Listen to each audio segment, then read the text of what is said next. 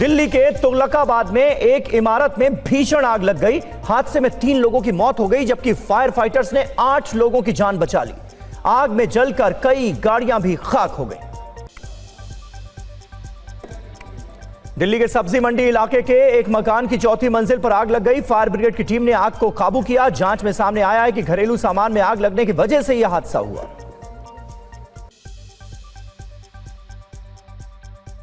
दिल्ली के स्वरूप नगर इलाके में नशीला पदार्थ बनाने वाली लैब का भांडाफोड़ हुआ है। पुलिस की रेड के दौरान नशा तस्कर महिला ने बिल्डिंग से छलांग लगा दी। हादसे में नाइजीरियन महिला की मौत हो गई। दिल्ली में मानसून से पहले एलजी तरनजीत सिंह संधू ने समीक्षा बैठक की और तैयारियों का जायजा लिया। बैठक में एलजी ने एमसीडी और डीडीए को 30 जून तक वाटर हार्वेस्टिंग सिस्टम दुरुस्त करने के निर्देश दिए। दिल्ली एनसीआर के कई इलाकों में देर रात झमाझम बारिश हुई। बारिश के चलते तापमान में गिरावट दर्ज की गई, जिससे लोगों को गर्मी से राहत मिली। मौसम विभाग ने आज के लिए आंधी बारिश का येलो अलर्ट जारी किया है। और दिल्ली के बाद अब देखते हैं उत्तर प्रदेश की खबरें। मोदी सरकार के 12 साल पूरे होने पर आज सीएम योगी लखनऊ के लोक भवन में प्रेस कॉन्फ्रेंस करेंगे। मोदी सरकार के 12 वर्षों की विकास यात्रा को लेकर सीएम योगी एक प्रदर्शनी का भी उद्घाटन करेंगे। नीति आयोग की बैठक में शामिल होने के बाद सीएम योगी ने कहा कि जन भागीदारी के जरिए विकसित भारत के लक्ष्य को लेकर बैठक में चर्चा हुई। उनके मुताबिक विकसित भारत के लक्ष्य में यूपी अहम भूमिका निभा रहा है। नोएडा इंटरनेशनल एयरपोर्ट पर 15 जून से कमर्शियल फ्लाइट शुरू होगी। एयरपोर्ट पर कमर्शियल फ्लाइट का ट्रायल पूरा होने के बाद एयरपोर्ट अथॉरिटी ने यह फैसला किया है। लखनऊ में कार में बैठी महिला से बदमाशों ने लूटपाट की। इंदौराबाग पुलिस चौकी के पास बदमाशों ने गाड़ी रुकवाकर वारदात को अंजाम दिया। बदमाशों ने फायरिंग कर कार रुकवाई थी। यूपी पुलिस भर्ती परीक्षा में अभ्यर्थियों को पास कराने के नाम पर ठगी करने वाले गिरोह का भांडाफोड़। एसटीएफ ने राजू कुमार मांझी और सदस्य छोटेलाल यादव को जौनपुर से गिरफ्तार किया। और यूपी के बाद अब देखते हैं पश्चिम बंगाल की कुछ अहम खबरें। सिग्नेचर फ्रॉड केस में सांसद अभिषेक बनर्जी की मुश्किलें बढ़ती जा रही हैं। गुरुवार को अभिषेक सीआईडी के सामने पेश हुए। सीआईडी की विशेष टीम ने रात करीब 11:30 बजे तक अभिषेक बनर्जी से पूछताछ की। आसनसोल में बीजेपी कार्यकर्ता के परिवार पर हमले का आरोप है। परिवार ने हमले के लिए तृणमूल कांग्रेस समर्थकों को जिम्मेदार ठहराया है। घटना बीजेपी के आयोजित कार्यक्रम के दौरान हुई थी। टीएमसी नेता सुकुमार दत्ता पर कोर्ट ले जाते समय लोगों ने अंडे फेंके। दुर्गापुर में पुलिस स्टेशन के बाहर खड़े लोगों ने सुकुमार का घेराव कर विरोध जताया। पश्चिम बंगाल के उत्तर 24 परगना में एक स्कूल से 1,77 लाख रुपए कैश जब्त किए गए। छापेमारी के दौरान नकदी से भरे 8 पैकेट मिले। मामले में संस्थान के अकाउंटेंट को पूछताछ के लिए हिरासत में लिया गया। बंगाल के फाल्ता में गुरुवार को टीएमसी नेता जहांगीर खान की पुलिस ने हाफ पैंट में परेड कराई। जांच के सिलसिले में पुलिस जहांगीर को फाल्टा लेकर गई थी। 8 जून को अवैध वसूली के आरोप में जहांगीर को नेपाल बॉर्डर से गिरफ्तार किया गया था। और अब देखते हैं पश्चिम बंगाल के बाद बिहार की खबरें। बिहार सरकार ने सरकारी शिक्षकों के लिए सख्त नियम लागू कर दिए हैं, जिसके तहत अब सरकारी शिक्षक कोचिंग और निजी ट्यूशन नहीं पढ़ा सकेंगे। उल्लंघन पर कठोर कार्रवाई की जाएगी। बिहार विधान परिषद की 10 खाली सीटों पर सभी 10 उम्मीदवारों ने निर्विरोध जीत दर्ज की। बीजेपी से पवन सिंह, संजय मयूख, शीला पंडित और अनिल ठाकुर एमएलसी चुने गए। बिहार के बेगूसराय में तेज रफ्तार कार और ट्रक की भिड़ंत से बड़ा हादसा हो गया। हादसे में कार सवार 3 थानाध्यक्षों और ड्राइवर की मौत हो गई। तीनों मधेपुरा में तैनात थे और पटना में ट्रेनिंग के बाद वापस लौट रहे थे। समस्तीपुर में लूट की कोशिश में एक कारोबारी को बदमाशों ने गोली मार दी। दहशत फैलाने के लिए बदमाशों ने हवाई फायरिंग भी की। घायल कारोबारी का इलाज जारी है और पुलिस मामले की जांच कर रही है। बिहार में समय से पहले मानसून जानलेवा बन गया है। बिजली गिरने से 10 लोगों की मौत के बाद आपदा प्रबंधन विभाग ने सतर्क रहने की अपील की है। 26 जिलों के लिए आज भी आंधी, बारिश और बिजली गिरने का अलर्ट है। और अब देखते हैं राजस्थान की खबरें। जयपुर में बीजेपी मुख्यालय में रेल मंत्री अश्विनी वैष्णव की प्रेस कॉन्फ्रेंस के दौरान 3 बार बिजली गुल हो गई। रेल मंत्री ने 13 मिनट तक मोबाइल की रोशनी में मीडिया से बात की। जैसलमेर में भारत पाकिस्तान बॉर्डर पर बने एकमात्र सरकारी स्कूल को बुलडोजर से तोड़ दिया गया है। तनौट माता मंदिर के पास बने इस स्कूल के टूटने के बाद यहां पढ़ने वाले बच्चों के लिए बड़ा संकट खड़ा हो गया है। जयपुर के करणी विहार में निर्माणाधीन इमारत में मिट्टी ढहने से 3 महिला मजदूरों की मौत हो गई। तीनों के शवों को एसएमएस अस्पताल की मोर्चरी में रखवाया गया है। पुलिस ने हादसे की जांच शुरू कर दी है। कोटा के सारोला इलाके में एक पति ने अपनी सो रही पत्नी की धारदार हथियार से हमला कर हत्या कर दी। हत्या के बाद अभियुक्त मौके से फरार हो गया। पुलिस ने केस दर्ज कर फरार अभियुक्त की तलाश शुरू कर दी है। राजसमंद के दिवेर इलाके में प्री वेडिंग फोटोशूट के दौरान युवक की कुंड में डूबने से मौत हो गई। हादसा बघाना के मशहूर गौरी धाम कुंड में हुआ। करीब 15 घंटे चले सर्च ऑपरेशन के बाद शव बरामद हुआ, जिसे पोस्टमार्टम के लिए भेजा गया। हॉर्मुज स्ट्रेट में 2 ईरानी ड्रोन्स को नष्ट किया गया है। अमेरिकी सेना ने ये ड्रोन्स ध्वस्त कर दिए। ईरानी ड्रोन अमेरिका ने ध्वस्त कर दिए। जहाजों को टारगेट कर रहे थे ईरानी ड्रोन। अमेरिकी अधिकारियों ने ये बड़ा दावा किया है। हॉर्मुज स्ट्रेट में ट्रैफिक अभी भी जारी है, ये भी कहा गया है अमेरिका की तरफ से।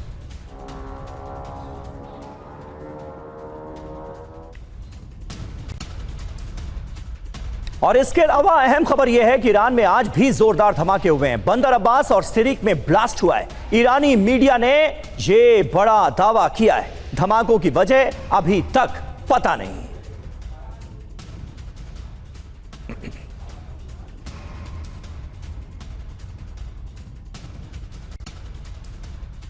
और ईरान से जंग के बीच डोनाल्ड ट्रंप ने बड़ा दावा किया है। फिलहाल ईरान पर बमबारी हमने टाल दी है, यह कहा है ट्रंप ने। ईरान के साथ डील ऊंचे स्तर पर हो रही है। ईरानी नेतृत्व ने डील को मंजूरी दी है। ईरान के पास न्यूक्लियर वेपन नहीं होगा। तो पुरानी बातों को एक बार फिर दोहराते नजर आ रहे हैं डोनाल्ड ट्रंप और कह रहे हैं कि ईरानी नेतृत्व ने डील को मंजूरी दे दी है। तो देखिए, डोनाल्ड ट्रंप ईरानी नेतृत्व को लेकर इससे पहले भी बहुत बड़ी बड़ी बातें कर चुके हैं, लेकिन उसे आमतौर पर खारिज कर दिया जाता है। ईरान का क्या रुख है इस पर, यह आपको आगे बताएंगे। लेकिन डोनाल्ड ट्रंप यह कह रहे हैं कि ईरानी नेतृत्व ने डील को मंजूरी दे दी और बहुत हाई लेवल पर उनकी बात हो रही है, इसलिए फिलहाल हमले के फैसले को टाल दिया गया है। डोनाल्ड ट्रंप कब क्या कर दें, कब क्या कह दें, यह कोई नहीं जानता।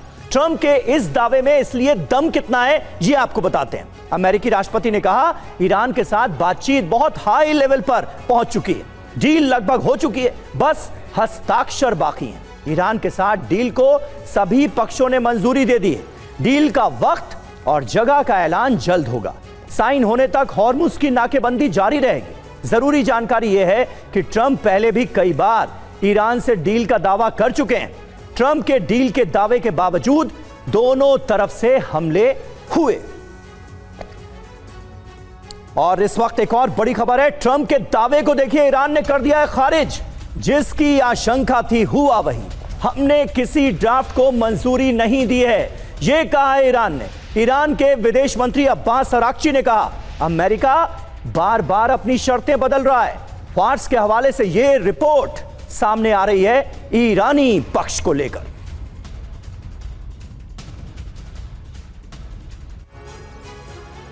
तो एक बार फिर वही ढाक के 3 बात। अमेरिका जो कह रहा है उसे ईरान ने पूरी तरह से खारिज कर दिया है। ऐसा लगता है मानो डोनाल्ड ट्रंप की बातों की कोई अहमियत ही ना रह गई हो क्या रहा है? ईरान ने ऐलान कर दिया है कि डील नहीं, बारूदी घमासान का वक्त है। 5 दावे किए गए। तेहरान ने किसी ड्राफ्ट या अग्रीमेंट को मंजूरी नहीं दी है। अमेरिका के साथ वार्ता जारी है, डील अभी फाइनल नहीं हुई है। अमेरिका के बार बार शर्तें बदलने की वजह से डील खटाई में पड़ी हुई है। संवर्धित यूरेनियम नष्ट करने वाला ट्रंप का दावा बेबुनियाद है, यह कहा है ट्रंप। ईरान ने बिना शर्त हॉर्मुज स्ट्रेट खोलने का दावा भी पूरी तरह से गलत है। अब देखिए संदेश क्या है। ईरान अपनी रेड लाइन पर कोई डील नहीं करेगा, कोई समझौता नहीं करेगा। दत्ता साहब, अब तो इस सवाल का जवाब पूरी दुनिया को चाहिए कि जब कुछ होता नहीं है तो डोनाल्ड ट्रंप मीडिया के सामने आकर बड़े बड़े दावे क्यों करते हैं डील को लेकर, समझौते को लेकर? बिल्कुल समीर, देखिए ऐसा है, डोनाल्ड ट्रंप और यूनाइटेड स्टेट्स ऑफ अमेरिका इस जंग से एक ऑफ रैम्प चाहते थे, एक जिसको बोलते हैं रिस्पेक्टेबल एग्जिट। वो रिस्पेक्टेबल एग्जिट इनको मिल नहीं रही थी क्योंकि ईरान अपनी रेड लाइंस से हटने को तैयार नहीं था। वो संवर्धित यूरेनियम को सरेंडर करने को तैयार नहीं है। उसकी जो शर्तें थी कि आप मुआवजा देंगे और उसमें पूरा ये चुंगी वसूल करेंगे, तो अलग अलग जितने वो थे और इनके फ्रोजन एसेट्स को डी फ्रीज किया जाए। अभी ये जो एमओयू की बात चल रही थी, जब ये 60 दिन का जंग बंदी हुई, एमओयू था इस जंग को रोकने के लिए।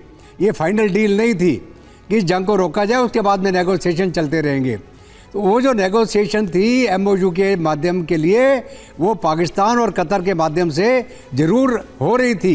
और इनके जो नेगोशिएटर हैं कतर के और पाकिस्तान के भी, इनके जो ड्राफ्ट एक्सचेंज हो रहे थे वो किए जा रहे थे। अभी जहाँ तक अमेरिका का सवाल है, ईरान ने भी बोला कि घड़ी घड़ी अपने ये गोल पोस्ट चेंज करता है। अभी अमेरिका ने बोला है कि ईरान न्यूक्लियर बम नहीं बनाएगा और ना न्यूक्लियर बम कहीं से खरीदेगा। और ईरान ने बोला हाँ ठीक है, हम न्यूक्लियर बम नहीं बनाएंगे, तो हम शुरू से बोल रहे हैं। हाँ। और खरीदने का तो खैर सवाल ही नहीं है। हाँ। तो ये अगर आप याद करें, यही बात तो सर समझ में नहीं आती कि बीते कुछ सालों में ईरान ने ऐसा कब कहा कि वो न्यूक्लियर बम बनाने जा रहे हैं। बिल्कुल। तो अभी क्या है कि ये जो एमओयू हो रहा है, ये उन मुद्दों के ऊपर हो रहा है कि ठीक है भाई, हम न्यूक्लियर बम नहीं बनाएंगे। हाँ। हम अपना कहीं से खरीदेंगे नहीं, लेकिन वो संवर्धित यूरेनियम को सरेंडर नहीं करेंगे। और उसके ऊपर कोई फाइनल फैसला नहीं है। अभी जंग बंदी के लिए है किस तरह से जंग रुक जाए, इनको इज्जत से बाहर निकलने का मौका मिल जाए। बिल्कुल। और ये जो अभी डोनाल्ड ट्रंप कभी ब्लो हॉट कभी ब्लो कोल्ड कर रहे हैं, क्योंकि अगर ये ग्राउंड ऑपरेशन चालू करते हैं तो फिर अमेरिका की लंबी जंग के अंदर फंस जाएगा और गल्फ ऑफ जो स्ट्रेट्स ऑफ हॉर्मुज़ फिर भी नहीं खुलेगा, क्योंकि कोई भी शिपिंग उस इलाके बिल्कुल सही बात है सर। इस वक्त सिचुएशन बहुत कॉम्प्लेक्स नजर आ रही है और मेरे सहयोगी मनीष झा भी इस वक्त हमें ज्वाइन कर चुके हैं, उनका भी रुख करेंगे। लेकिन पहले बड़ी खबर, खर्ग पर 12 घंटे में अपने बयान से डोनाल्ड ट्रंप पलट गए। ट्रंप ने कहा खर्ग पर कब्जे की कोई इच्छा नहीं है। ट्रंप ने पहले क्या कहा था, याद है ना आपको? खर्ग पर हमले का दावा किया था डोनाल्ड ट्रंप। ऑयल ठिकानों पर कब्जे की इच्छा जताई थी, लेकिन अचानक से उन्होंने अपने फैसले पर फिर से यू टर्न लिया है। इच्छा बदल गई डोनाल्ड ट्रंप की।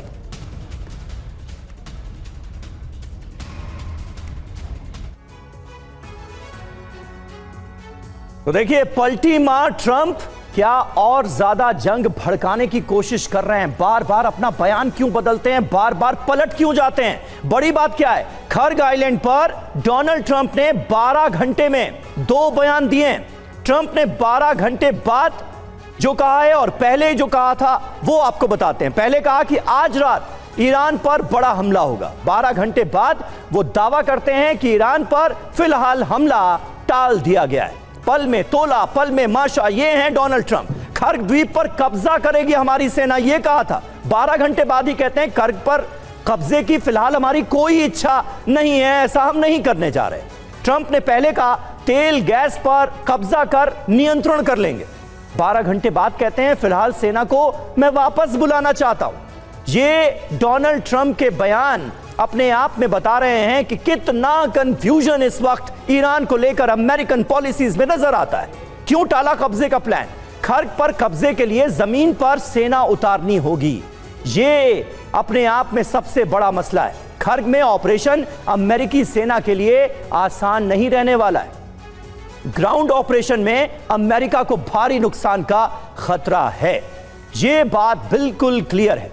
मनीष झा हमारे साथ मौजूद हैं। मनीष, तो ये सारी बातें क्या अमेरिका को और अमेरिकी सेंट्रल कमांड को पहले नहीं पता थी? पहले इस बात का एहसास नहीं था कि खर्ग पर कब्जे का जो दावा किया जा रहा है उसके लिए करना क्या पड़ेगा? 12 घंटे का वक्त लगा ये समझने में। देखिए, मुझे लगता है कि अगर आपकी नीयत ठीक नहीं हो तो इस तरह के फ्लिप फ्लॉप बार बार दिखाई देते हैं, लेकिन फिर किसी न किसी बहाने असली नियत जो है वो सामने आ जाती है दुनिया की। और असली नियत ये है कि प्रेसिडेंट ट्रंप अपने जो तेल कंपनियों के दोस्त हैं उनको फायदा दिलाने के लिए ईरान पर हमला करते हैं या फिर ईरान पर आगे हमला करना चाहते हैं। और जब उन्होंने ये बात कही कि खर्ग पर हम आज की रात ईरान पर हमला करेंगे और खर्ग आइलैंड पर कब्जा भी हमारा करने का प्लान है, तो साथ ही साथ उन्होंने बताया कि किस तरह वो वेनेजुएला की तरह चाहते हैं कि ईरान का सारा तेल जो है वो अमेरिकी कंपनियों के हाथ में आ जाए और फिर वो उसको बेचे। तो असली नियत इस तरह की है। तो लेकिन दुनिया के सामने आपको बताना है कि ईरान एक बुरा कैरेक्टर है। देखिए, ईरान की जमीन, ईरान का पानी, ईरान का तेल, ईरान का गैस, लेकिन अमेरिका को चाहिए। तो जब एक कोई डकैत किसी के यहाँ लूटने आएगा तो बाकी दुनिया को अलग थलग करने के लिए कहा जा रहा है कि मत जाओ, वो आदमी, वो जो जिसके यहाँ मैं डकैती करने जा रहा हूँ वो बड़ा गंदा आदमी है और इसीलिए मैं मोहल्ले वाले के लिए हित में मैं उसके यहाँ डकैती करने जा रहा हूँ। प्रेसिडेंट ट्रंप इस मकसद से ईरान को लूटना चाहते हैं, ईरान के खर्ग आइलैंड को कब्जा में करना चाहते हैं, ईरान के तेल गैस को हथियाना चाहते हैं। ईरान अपने रिसोर्सेस के लिए लड़ रहा है, ईरान अपने संप्रभुता सुरक्षा के लिए लड़ रहा है। इसीलिए अगर ईरान को यह लगा कि ठीक है, अगर किसी मुद्दे पर बातचीत के लिए सहमति बन सकती है तो चलो कर लो। ईरान आखिरी कोशिश कर रहा है कि इस युद्ध को टाला जाए, लेकिन प्रेसिडेंट ट्रंप अभी 2 घंटे बाद क्या करेंगे किसी को नहीं पता, इंक्लूडिंग ईरान को भी नहीं पता। ईरान कह तो रहा है कि ठीक है, अगर बात जब बनेगी तो एमओयू पर साइन करने हम यूरोप चल लेंगे। लेकिन आज शाम फिर ट्रंप क्या कहेंगे ये किसी को नहीं पता है, यहां तक कि अमेरिका के सेंट्रल कमांड को भी नहीं है। सबसे बड़ी बात यह है कि अमेरिका में अपने दोस्तों की खातिर अमेरिकी सेना का इस तरह का दुरुपयोग कभी किसी और प्रेसिडेंट ने नहीं किया है। बिल्कुल सही बात है। और ये तोहमत तो लग ही चुकी है डोनाल्ड ट्रंप पर, खास करके दूसरे शासनकाल में डोनाल्ड ट्रंप के जो फैसले हुए हैं उसकी आलोचना पूरी दुनिया में हो रही है। ईरान पर हमले का एक और वीडियो अब आपको दिखाने जा रहे हैं जो कि सामने आ चुका है। IRIB ने 9 मार्च का वीडियो जारी किया है। तेहरान में मित्सुबिशी डीलरशिप का ये CCTV फुटेज है जो जारी किया गया है। IRIB का दावा, ईरानी परमाणु कार्यक्रम रोकने के लिए ये हमला अंजाम दिया गया। ये देखिए तस्वीरें हमले के वक्त का, ये CCTV फुटेज आपके सामने।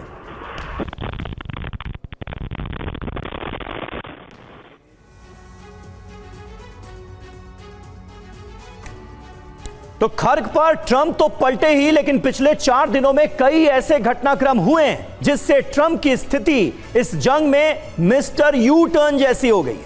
8 जून को नेतन्याहू को ईरान पर हमले रोकने के लिए कहा, इजरायली हमले से डील बेपटरी होने का खतरा जताया। 9 जून को अमेरिकन अपाचे हेलीकॉप्टर मार गिराने से ट्रंप खफा हो गए, बौखला गए, ईरान पर हमले की धमकी दी और हमले भी कर दिए। 10 जून ईरान के तटीय शहरों पर अमेरिका का भीषण हमला होता है।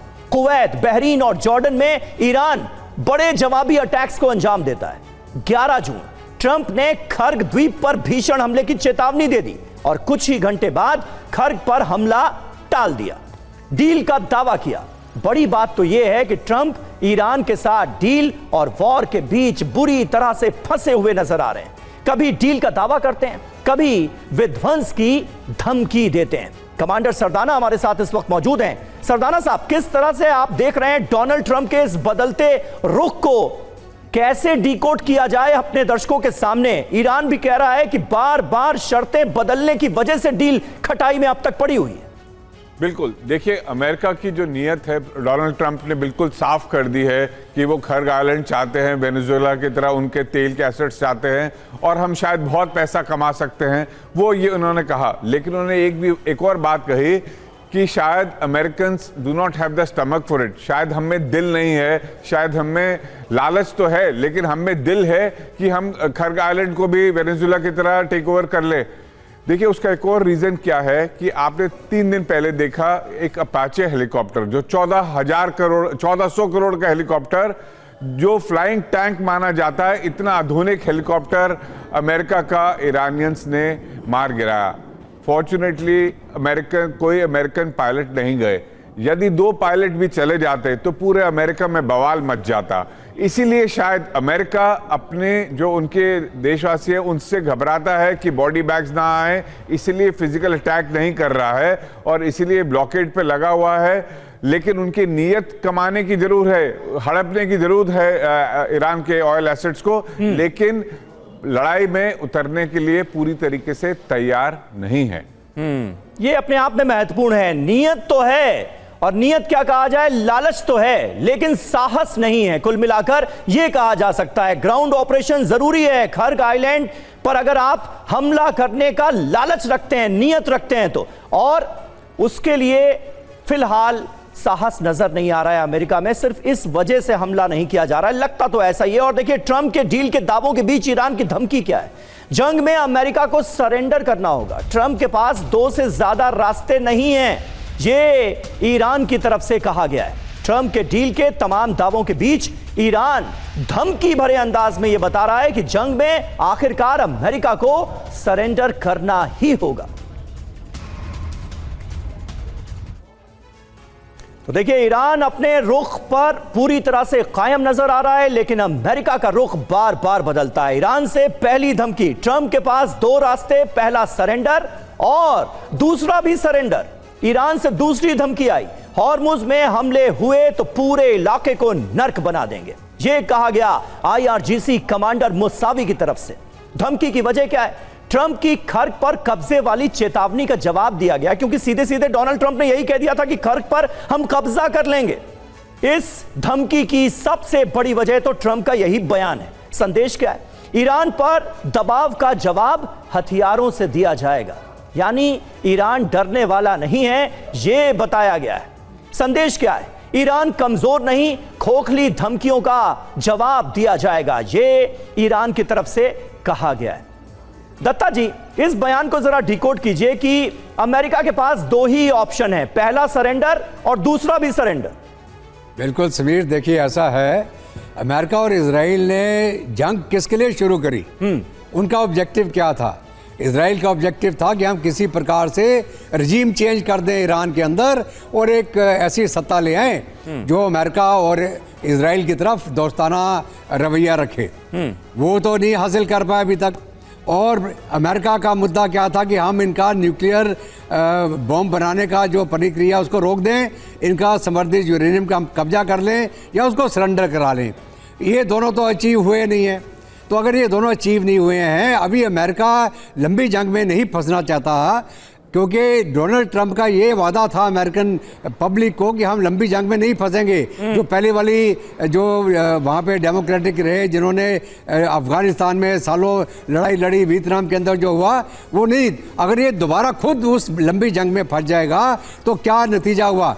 इसकी जो अपनी लोकप्रियता है, जो अभी आज के दिन में अमेरिका के अंदर 34-35% के ऊपर पहुंच गई है, तो ये आगे चल के नवंबर में इसका असर क्या होगा? तो एक चाहता है कि मेरे को एक ऑफ रैम्प मिले, एक इज्जत का एग्जिट मिल जाए, किसी प्रकार में बोलूँ मैं जीत गया, मैंने उनको मना लिया, वो मान गए, अब ये न्यूक्लियर बम नहीं बनाएंगे, ना वो न्यूक्लियर बम खरीदेंगे। तो कहने का मतलब ये है अमेरिका के पास अभी और कोई दूसरा चारा नहीं है, सरेंडर एंड सरेंडर। क्योंकि आपने अचीव क्या किया? कुछ नहीं अचीव किया। आप जब तक फिजिकली ऑक्यूपाई नहीं करेंगे ईरान को, तो आप कौन सी जंग जीते? मिसाइल मारने से, ड्रोन मारने से कुछ नहीं होगा।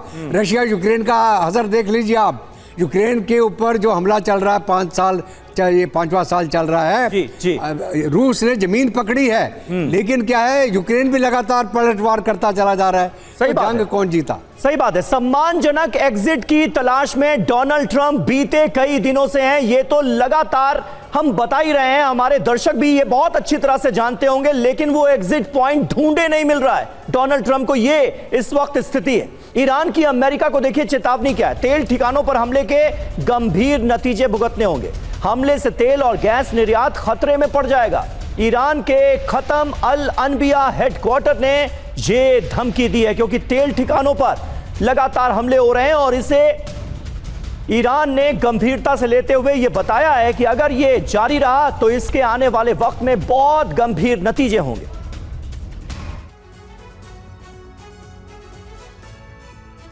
और वहीं अमेरिकी F-35 को लेकर बड़ा दावा किया गया है UAE के ऊपर। F-35 में गड़बड़ी आ गई।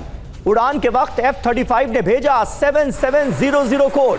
विमान में गड़बड़ी का कोड माना जाता है। F-35 में कैसे गड़बड़ी हुई अभी तक पता नहीं चला है। UAE के आसमान में F-35 में गड़बड़ी की ये खबर सामने आ रही है। और जिस तरह के हालात हैं, और खास करके हमने देखा जो बीते 40 दिनों की जंग हुई उसमें जब जब ईरान पर हमले हुए तो सबसे ज्यादा कीमत यूएई को चुकानी पड़ी। हालांकि जो सेकंड राउंड की सरदाना साहब स्ट्राइक थी उसमें यूएई को बख्शा गया ईरान की तरफ से, लेकिन यह घटना जो है यह किस तरह के संकेत दे रही? यूएई का आसमान F-35 7700 कोड भेज रहा है जो कि गड़बड़ी का कोड माना जाता है। देखिए, जब जहाज आसमान में उड़ता है तो उसमें तकनीकी प्रॉब्लम तो हो ही सकती है, ये बात जरूर है।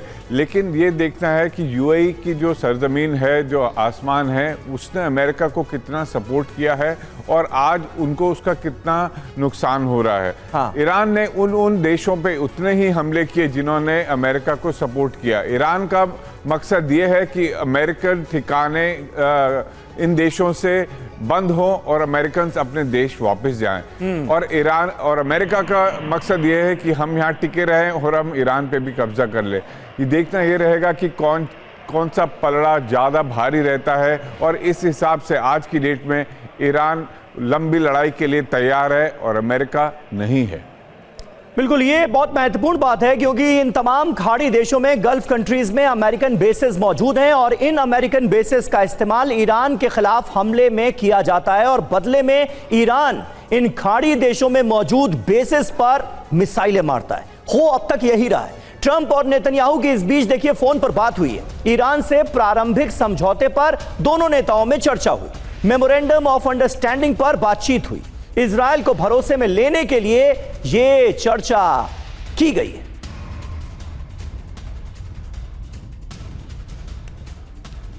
तो अब सवाल यहां पर यह खड़ा होता है कि डोनाल्ड ट्रंप और नेतन्याहू का प्लान क्या है? ऑपरेशन तेहरान को आगे आने वाले वक्त में कैसे अंजाम दिया जाएगा? बड़ी बात तो यह है कि ईरान से डील को लेकर ट्रंप ने नेतन्याहू से बात की है। ऐसा माना जा रहा है, ऐसा लग रहा है कि वो मनाने की कोशिश कर रहे हैं इस डील के लिए नेतन्याहू को भी। दावा यह है कि प्रारंभिक समझौते यानी MOU की प्रक्रिया जो है वो चल रही है, जिसके बाद औपचारिक बातचीत शुरू हो सकेगी। नेतन्याहू को डर क्या है? डील से इजराइल की सुरक्षा कमजोर ना हो जाए। अपनी शर्तें मनवाने की कोशिश कर रहा है इजराइल। ट्रंप ने क्या किया? डील को लेकर नेतन्याहू को अच्छे से समझाया, नेतन्याहू को आश्वासन दिया इजराइल के पक्ष में ही डील होगी। जरूरी बात यह है कि ईरान अपनी रेड लाइन पर अभी भी अड़ा हुआ है, इसलिए MOU अभी प्रारंभिक चरण में है। अंतिम डील में बहुत कुछ बदलने की उम्मीद जताई जा रही है, लेकिन मनीष, सवाल तो यही है कि बदलेगा कैसे? वो वक्त कब आएगा जब दोनों पक्ष इस डील को लेकर रजामंद नजर आएंगे? वो वक्त कब आएगा जब डोनाल्ड ट्रंप जो बयान देंगे वो सही भी साबित होगा? बिल्कुल सही कहा आपने। अभी तो बस केवल ये तय हुआ है कि मैं और आप ये तय करें कि चलिए हम लोग कॉफी पर बैठते हैं और उसमें बाकी मुद्दों पर चर्चा करेंगे। हाँ। तो अभी ईरान और अमेरिका के बीच बस यही तय हुआ है कि हम यूरोप में, संभावना है कि फ्रांस में 16 जून को जब वहां पर अरब देश के कई और नेता पहुंचेंगे तो उन सब की मौजूदगी में एक पेपर पर खाली ये साइन होगा कि अमेरिका और ईरान ने तय किया है कि हम बैठकर बातचीत करेंगे। अभी बातचीत करने के लिए एक डील हो रही है, लेकिन बातचीत क्या होगी यही सबसे बड़ी पेच है, क्योंकि ईरान और अमेरिका में से कोई एक कॉमन ग्राउंड नहीं है। ट्रंप की हसरत है कि वो खरग आइलैंड मिल जाए, तेल और गैस मिल जाए, ईरान वो देगा नहीं। हाँ। ईरान अपना न्यूक्लियर यूरेनियम वापस नहीं करेगा, मिसाइल कार्यक्रम पर कॉम्प्रोमाइज नहीं करेगा, और हॉर्मुज स्ट्रेट पर भी वो आंख मूंद नहीं सकता। हाँ। तो इसीलिए इस डील होने की संभावना आज भी नहीं है, भले ही ट्रंप चाहे जितने दावे करे। लेकिन पेच फंसा है था इजराइल के साथ। इजराइल को भी अब ट्रंप पर इस बात को लेकर यकीन नहीं हो रहा। उन्हें लग रहा है कि कहीं ज्यादा क्रेडिट लेने के चक्कर में कोई ऐसी वैसी डील ना कर दे। तो जब प्रेसिडेंट ट्रंप ने इजराइल के प्रधानमंत्री को समझाया तो उसके तुरंत बाद आप सोचिए इजराइल के प्रधानमंत्री ऑफिस ने एक बयान जारी कर कहा कि भैया इजराइल इसमें पार्टी नहीं है। मतलब अगर आप जो भी साइन करो, अगर वो इजराइल के हक में नहीं होगा तो हम उसको नहीं मानेंगे और हम आगे बढ़ेंगे। तो ये तो उस डील की रूपरेखा है। तो आप समझ ही सकते हैं कि वो कितना वल्नरेबल है। और ये तो और ज्यादा बुरी तरह से फंसे हुए दत्ता सर नजर आ रहे हैं डोनाल्ड ट्रंप। मतलब जिस इजराइल के दबाव में अमेरिका ने ये पनौती ले ली, जंग शुरू करवा दी, ईरान पर हमले कर दिए। अब उसी को समझाने की नौबत आ गई है, क्योंकि जो करना चाह रहे हैं वो हो नहीं रहा है और इजराइल भी खफा होकर बैठ रहा है बार बार कि ये क्या, आप तो ईरान से समझौता कर रहे हैं, हमारा ये मकसद तो अभी पूरा ही नहीं हुआ। बिल्कुल, देखिए ऐसा है कि नेतन्याहू का मकसद था ईरान को इस प्रकार से दबा दिया जाए, उसकी मिलिट्री कैपेबिलिटीज को तबाह कर दिया जाए कि वो आगे चंद एक सालों में कोई उसके पास ऐसी क्षमता ना बचे कि वो इजराइल के ऊपर हमला कर पाए। लेकिन वो तो अचीव नहीं हो पाया। 40 जंग के लगातार जो हमले होते रहे, उसके बाद ये अभी जो सीज़ फायर हुआ, अप्रैल से चालू हुआ, 60 दिन की ओर इसको बढ़ाया गया। लेकिन इसके दौरान भी जो मुद्दे थे वो वही के वही टिके हुए हैं। ना रजीम चेंज हुई, ना न्यूक्लियर समर्थन बंद हुआ, और अभी इजराइल का जो अपनी सिक्योरिटी का मामला था वो भी हज़र में है। लेकिन इजराइल क्या कर रहा है, साथ साथ में जो ग्रेटर इजराइल का उसका मुहिम है, वो लेबनान के अंदर लगातार हमले करके जो सदर्न लेबनान के ऊपर कब्जा करता चला जा रहा है। और ये जो अभी इंटरनेशनल, आपने सुना होगा, यूनाइटेड नेशन की टीम जाने वाली है वहाँ देखने के लिए कि क्या वो वॉर क्राइम्स हुए वहाँ पे, क्या वो जिनेवा कन्वेंशन के खिलाफ हमले किए गए इजराइल के द्वारा। तो यही बात तो इसके ऊपर भी लागू होती है, अमेरिका के ऊपर। क्या इन्होंने जो स्कूलों के ऊपर हमले करे, बच्चे मारे वहाँ पे, इनके ऊपर वॉर क्राइम नहीं लगने चाहिए? तो कहने का मतलब ये है कि इजराइल जो चाहता था अमेरिका के माध्यम से ईरान को तबाह किया जाए, वो हासिल नहीं हो पा रहा है। इसलिए जो ट्रंप है उसको नेतन्याहू को समझाने की चेष्टा कर रहे हैं कि भैया ईरान मान गया कि मैं न्यूक्लियर बम नहीं बनाऊंगा, मैं खरीदूंगा भी नहीं, तो आप अभी मान जाइए ताकि हम इज्जत से बाहर निकल जाएं। तो अभी ये दोनों के गले में नहीं उतर रहा कि हम निकले तो निकले कैसे। तो इसी कारण ये इजराइल को समझाने की चेष्टा है डोनाल्ड ट्रंप की कि आप मान जाइए, एमओयू के ऊपर जो हम बातें कर रहे हैं बिल्कुल ये दोनों के फायदे में हैं। तो ये फाइनली अब देखना पड़ेगा कि नेतन्याहू किस लाइन पे जाके रुकता है। क्या वो सेटिस्फाइड रहेगा ग्रेटर इजराइल तो को सबसे लेके? बड़ी यही ना कि ईरान वो पॉइंट दे नहीं रहा है, ईरान एक कदम आगे बढ़कर किसी भी मुद्दे पर समझौता कर नहीं रहा है, ताकि डोनाल्ड ट्रंप कम से कम दुनिया को यह बता सकें कि देखो इस जंग से हमने ये हासिल कर लिया और इसलिए अब जंग का कोई मायने नहीं है, जंग के, और जंग की कोई जरूरत नहीं है। यही तो चक्कर है सबसे बड़ा। और देखिए डील को लेकर डोनाल्ड ट्रंप का बड़ा दावा सामने आया है, जल्दी डील पर साइन करने जा रहे हैं। यूरोप में डील पर हस्ताक्षर हो सकता है, ईरान के साथ एक शानदार समझौता हुआ है, ये डोनाल्ड ट्रंप कह रहे हैं। तो ऐसे वक्त में जब डील को लेकर अभी भी तमाम तरह के सवाल खड़े हुए हैं, डोनाल्ड ट्रंप दावा यह कर रहे हैं कि बहुत शानदार समझौता हो रहा है ईरान के साथ और यूरोप में डील पर हस्ताक्षर मुमकिन है।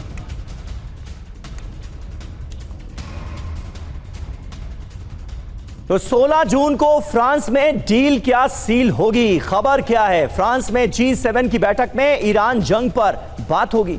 हॉर्मुज स्ट्रेट खोलने को लेकर फ्रांस में बैठक होगी। इजिप्ट, कतर, यूएई, सऊदी अरब को भी न्योता दिया गया है। भारत और अमेरिका भी इस बैठक में शामिल होने जा रहे हैं। क्या डील पर बनेगी बात, यह सबसे बड़ा सवाल है। ट्रंप ने दावा किया है कि अगले हफ्ते डील पर मोहर लगेगी। ट्रंप ने यूरोप में डील पर मोहर लगने की भविष्यवाणी कर दी है। अरब और यूरोपीय देशों की मौजूदगी में हो सकता है हस्ताक्षर। हॉर्मुज स्ट्रेट खुलवाने के लिए यूरोपीय देश कर रहे हैं कोशिश। मनीष झा हमारे सहयोगी हमारे साथ मौजूद हैं। मनीष, हॉर्मुज स्ट्रेट में ये जो ब्लॉकेड है, चाहे वो आज की तारीख में ईरान की तरफ से हो या फिर अमेरिका की नेवल ब्लॉकेड, ये पूरी दुनिया के लिए चिंता का सबसे बड़ा सबब बना हुआ है। क्या लगता है फ्रांस में डील सील होगी? क्या कोई हल निकलेगा? क्या इसके आसार बनते हुए नजर आ रहे हैं? देखिए, इसमें कोई दो राय नहीं कि हॉर्मुज स्ट्रेट की वजह से पूरी दुनिया पर शायद ही कोई घर है, कोई परिवार है जिस पर असर नहीं पड़ा है। और लड़ कौन रहे हैं? तो ईरान और अमेरिका, मान लीजिए उसमें इजराइल को जोड़ लीजिए, ये तीन लड़ रहे हैं और दुनिया के 200 मुल्कों में 8 अरब से ज्यादा लोग इसकी वजह से प्रभावित हो रहे हैं। तो कोशिश फ्रांस में जो G7 का सम्मेलन है, जिसमें कि G7 कंट्री होंगे और भारत को विशेष न्योता दिया गया है, और इस बार पिछले G7 की तुलना में भारत को ज्यादा मौके मिलेंगे G7 सम्मेलन के दरमियान अपनी बातें रखने का, हाँ। तो प्रधानमंत्री मोदी खुद भारत का नेतृत्व कर रहे हैं। तो वैसी स्थिति में उस 16 जून को जो मीटिंग होने वाली है उसमें अरब देशों के नेता को भी बुलाया गया है, ताकि इस बात पर चर्चा हो सके कि आखिर हॉर्मुज स्ट्रेट को खुलवाया कैसे जा सके, कैसे ईरान को मनाया जा सके। अब चूंकि प्रेसिडेंट ट्रंप ने कहा है कि यूरोप में वो डील करेंगे, तो बहुत हद तक संभावना है कि G7 का जो मंच है उसका प्रेसिडेंट ट्रंप, चूंकि वो भी खुद वहां रहेंगे, उसका इस्तेमाल करें और उसी जगह पर वो ईरान के साथ कोई इस तरह का MOU करते हुए दिखे। लेकिन मुझे एक बात समझ में नहीं आ रही कि जब तक आप ईरान को रिस्पेक्ट नहीं देंगे, जब तक आप ईरान के कंसर्न को नहीं समझेंगे, तब तक ट्रंप कैसे उसके साथ कोई डील करेंगे। हाँ, यही डील होगी। बिल्कुल सही बात है, आके बैठ के बात। बिल्कुल सही बात है। जबकि ईरान अपने रुख से बार बार यह बता रहा है कि वो सम्मान के साथ कोई समझौता नहीं करेगा, किसी भी हाल में सरेंडर नहीं करेगा। फिर भी जो अमेरिका का रुख है वो यही नजर आता है कि डील कर लो वरना हमला कर देंगे, और इसीलिए बात बार बार बिगड़ती दिखती है। आप सभी का बहुत बहुत शुक्रिया हमारे साथ इस बातचीत में जुड़ने के लिए। देश की एक अहम खबर का हमें रुख करना होगा, क्योंकि पश्चिम बंगाल की सियासत ने जो करवट ली है वो भी आज देश देख रहा है। पार्टी बचा पाएंगी दीदी, यह है बड़ा सवाल। ममता बनर्जी अपनी जीवन की एक और सबसे बड़ी चुनौती का सामना कर रही हैं। एक एक करके उनके सांसद बागी हो रहे हैं। टीएमसी के बागी सांसदों से जुड़ी बड़ी खबर आपको बता दें, स्पीकर को सौंप दी गई है 19 सांसदों की चिट्ठी, और यह चिट्ठी सामने आ गई। 18 मई को स्पीकर को सौंपी गई चिट्ठी में 19 सांसदों के हस्ताक्षर हैं। यह देखिए वो चिट्ठी, उस चिट्ठी की कॉपी इस वक्त TV9 भारतवर्ष पर आपके सामने है। TV9 के पास टीएमसी के बागी सांसदों की चिट्ठी की कॉपी मौजूद है।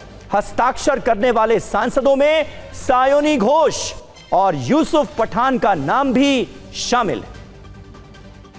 आनंद प्रकाश पांडे हमारे संवाददाता इस वक्त हमारे साथ मौजूद हैं। 19 सांसद हो गए बागी, ये हो चुका है अब क्लियर आनंद, और इस चिट्ठी में सायोनी घोष का नाम भी शामिल है, जिनके बारे में बड़ी चर्चा थी कि सायोनी घोष भी क्या बागी होंगी या नहीं, लेकिन अब यह भी क्लियर हो गया।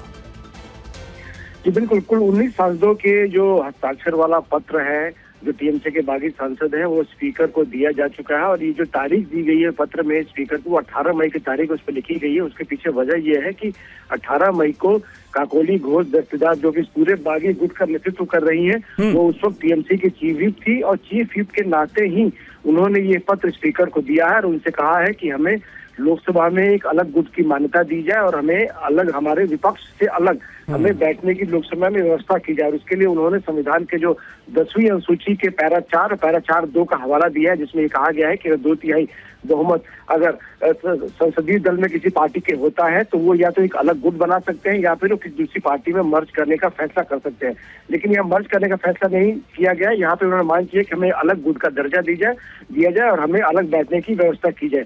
अब ये स्पीकर को तय करना है कि स्पीकर इस पे फैसला कब लेते हैं।